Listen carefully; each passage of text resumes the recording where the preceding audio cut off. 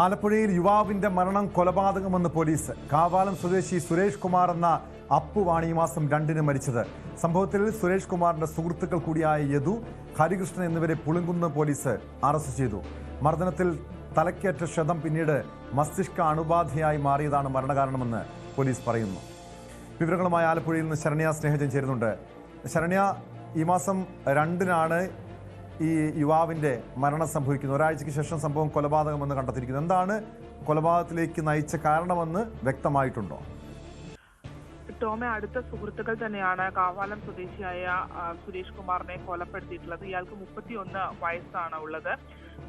ഇയാളുടെ സുഹൃത്തുക്കളായ യദു, ഹരികൃഷ്ണൻ എന്നിവർ ചേർന്ന് ആക്രമിച്ച് ആ പരിക്ക്, അതായത് തലയോട്ടിക്കടക്കം പരിക്കേറ്റിരുന്നു. തുടർന്ന് ചികിത്സയിലിരിക്കെ അണുബാധയുണ്ടായാണ് ഇപ്പോൾ സുരേഷ് കുമാർ മരണപ്പെട്ടിരിക്കുന്നത്. ഈ സംഭവങ്ങൾക്ക് ആസ്പദമായ കാര്യങ്ങൾ നടക്കുന്നത് ഏപ്രിൽ 20-നാണ്. ആ ദിവസം രാത്രി 10:30 കാവാലത്തെ വീട്ടിലെത്തി യദുവും ഹരികൃഷ്ണനും ചേർന്ന് മദ്യപിക്കാൻ എന്ന പേരിൽ സുരേഷ് കുമാറിനെ വിളിച്ച് പുറത്തേക്ക് കൊണ്ടുപോവുകയായിരുന്നു. തുടർന്ന് വീടിന് തൊട്ടടുത്ത് തന്നെയുള്ള ഒരു വായനശാലയുടെ ഭാഗത്ത് വെച്ച് ഇവർ തമ്മിൽ തർക്കങ്ങൾ ഉണ്ടാവുകയും യദുവും ഹരികൃഷ്ണനും ചേർന്ന് സുരേഷ് കുമാറിനെ സുരേഷ് കുമാറിനെ ക്രൂരമായി മർദ്ദിക്കുകയുമായിരുന്നു. നെഞ്ചിലും ഒപ്പം തന്നെ ശരീരത്തിന്റെ വിവിധ ഭാഗങ്ങളിലും ചവിട്ടുകയും കൈകൊണ്ട് ഇടിക്കുകയും ചെയ്തിട്ടുണ്ട്. തലക്കേറ്റ ചവിട്ടാണ് തലയൊട്ടി പൊട്ടാൻ ഇടയായിട്ടുള്ളത് എന്നുള്ളതാണ് പോലീസ് വ്യക്തമാക്കുന്നത്. തുടർന്ന് മർദ്ദിച്ചതിന് ശേഷം ഇയാളെ തൊട്ടടുത്ത് തന്നെ ഉള്ള ഒരു ചാലിൽ, അതായത് പായലുകൾ നിറഞ്ഞൊരു ചാലിൽ ഉപേക്ഷിച്ചിട്ട് പോവുകയായിരുന്നു.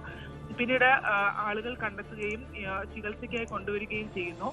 തുടർന്ന് ആദ്യഘട്ടത്തിൽ പോലീസ് വ്യക്തമാക്കുന്നത് ഇത്തരമൊരു അക്രമം നടന്ന സംഭവത്തിൽ അത് ദൃശ്യങ്ങൾ ഷൂട്ട് ചെയ്യുകയും ഇയാളോട് ഇത് പുറത്തു പറഞ്ഞാൽ, അതായത് സുരേഷ് കുമാർ ഈ വിവരം പുറത്തു പറഞ്ഞാൽ കൊലപ്പെടുത്തുമെന്ന് ഇവർ ഭീഷണിപ്പെടുത്തുകയും ചെയ്തിരുന്നു എന്ന് പുളിങ്കുന്ന് പോലീസ് വ്യക്തമാക്കുന്നു.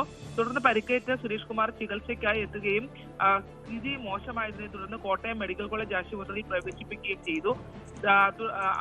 അത്തരത്തിൽ പരിശോധനയിലാണ് തലയോട്ടിയിലെ പൊട്ടൽ ഉൾപ്പെടെ കണ്ടെത്തുകയും അതിനുള്ള ചികിത്സയിൽ തുടരുകയും ചെയ്തിരുന്നു. പിന്നീട് ഈ കഴിഞ്ഞ ആഴ്ചയോടുകൂടി നില ഗുരുതരമായി. കാരണം തലച്ചോറിൽ ഈ പൊട്ടലേറ്റ ഭാഗത്ത്, ക്ഷതമേറ്റ ഭാഗത്ത് അണുബാധ ഉൾപ്പെടെ ഉണ്ടായതിനെ തുടർന്ന് മരണം സംഭവിക്കുകയായിരുന്നു. കഴിഞ്ഞ ജൂൺ 2-നാണ് ഇയാളുടെ മരണം സംഭവിച്ചത്. ആ ഘട്ടത്തിൽ തന്നെ കൊലപാതകമാണെന്ന് ആരോപിച്ച് കുടുംബം എത്തിയിരുന്നു.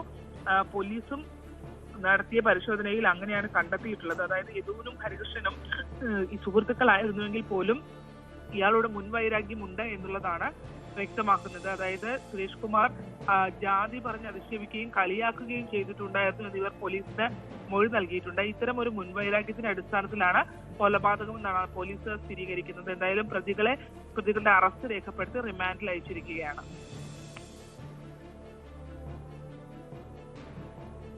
തീർച്ചയായും ഈ പ്രതികളുടെ ഇവരുടെ ഒരു പശ്ചാത്തലം, കാരണം ഈ ഒരു സുഹൃത്തിനെ ഈ രീതിയിൽ ക്രൂരമായി മർദ്ദിച്ച് കൊലപ്പെടുത്തുന്ന ഒരു സാഹചര്യം ഉണ്ടാകുന്നു. ഇതിന് മുൻപ് ഏതെങ്കിലും കേസുകൾ ഉൾപ്പെട്ടിട്ടുള്ളവരാണോ, അല്ല ലഹരിക്ക് അടിമകളാണോ ഇവരുടെ പശ്ചാത്തലം എന്താണ് ശരണ്യ? എന്നുള്ളതാണ് ടോം നമുക്ക് അറിയാൻ കഴിഞ്ഞിട്ടുള്ളത്. മാത്രമല്ല ഇവർ തമ്മിൽ ചില അടിപിടി കേസുകൾ, അതായത് പോലീസ് കേസിലേക്ക് എത്തിയിട്ടുണ്ടോ എന്നറിയില്ല, പക്ഷെ ചില സംഘർഷസമാനമായ സാഹചര്യങ്ങളുള്ള പശ്ചാത്തലം ഉണ്ട് എന്നുള്ളതാണ് പോലീസ് വ്യക്തമാക്കുന്നത്. അത്തരത്തിൽ ഉള്ള ചില കാര്യങ്ങൾ, ചില പരാതികൾ ഇവരെ സംബന്ധിച്ച് ഉണ്ടായിരുന്നു എന്നുള്ളത് വ്യക്തമാക്കുന്നു. ഈ സുരേഷ് കുമാർ ഉൾപ്പെടെയുള്ള ആളുകളെ സംബന്ധിച്ചും അത്തരം പരാതികൾ കേൾക്കുന്നുണ്ട്.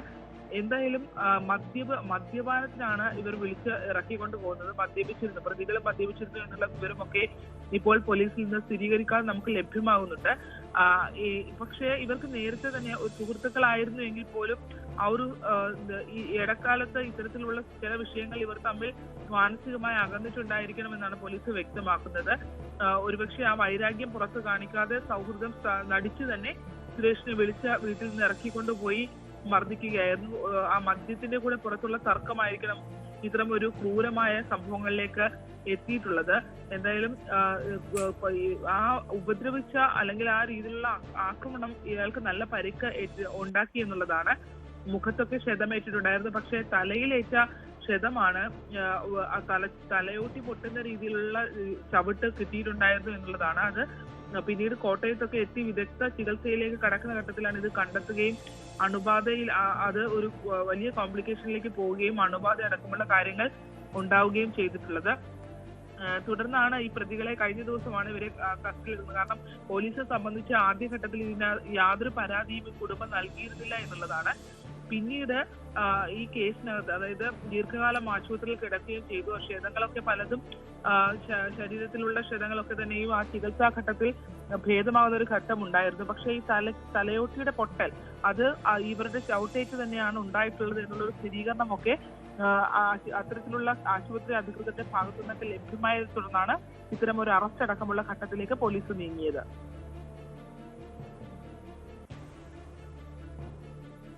ശരണ്യ സ്നേഹജനാണ് ആലപ്പുഴയിൽ നിന്ന് വിവരങ്ങൾ നൽകിയത്. ആലപ്പുഴയിൽ യുവാവിൻ്റെ മരണം കൊലപാതകം തെളിഞ്ഞിരിക്കുന്നു. സുഹൃത്തുക്കളായ 2 പേർക്കെതിരെ പോലീസ് കേസെടുത്തിട്ടുണ്ട്. ഈ ഒരു ജാതീയമായി അധിക്ഷേപിച്ചതുൾപ്പെടെയുള്ള ചെറിയ തർക്കമാണ് കൊലപാതകത്തിന് കാരണമായതെന്നാണ് പുറത്തുവരുന്നത്.